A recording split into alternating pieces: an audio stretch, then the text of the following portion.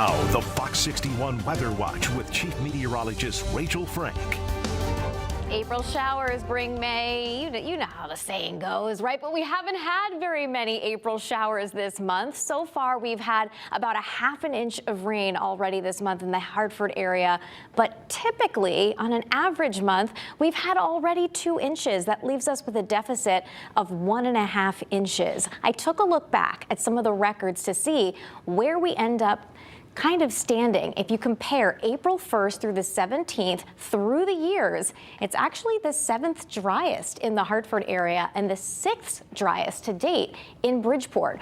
We do, however, have some rain on the way, but until then, because of how dry it's been, we'll continue to have that higher risk for brush fires to spread in the coming days, and also high levels of pollen as well. You need a nice widespread soaking rain to kind of kick down those levels, wash the pollen out of the air and hit the reset button. So really great weather to spend outside, but again, you kind of want to see that rain, and we will get it. And it looks like we might get a nice soaking rain during the day on Sunday. Take a look at the potential, right around 1 inch of rain for most areas. Seems like a pretty good bet.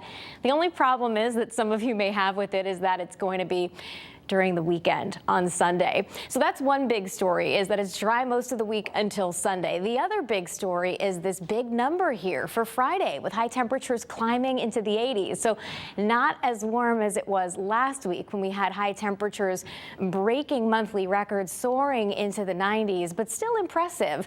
The record for the Hartford area is 87 degrees.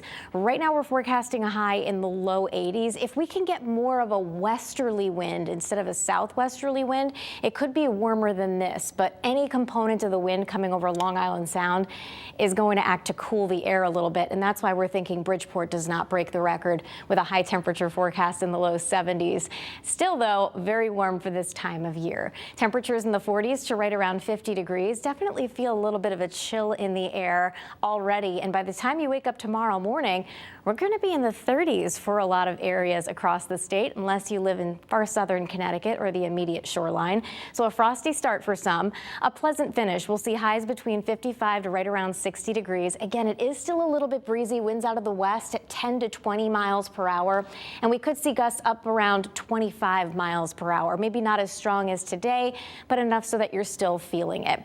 Thursday morning, there's a slight chance for a shower as a warm front moves through. Otherwise, that's the beginning of our warm up. It peaks on Friday.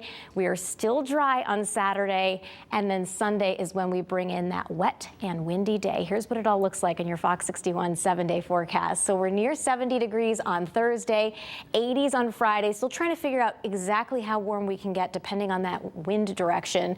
And there could be some showers that linger into Monday of next week. Behind that, it does look like it'll turn cooler as we head into next week. For the shoreline, it won't be as warm.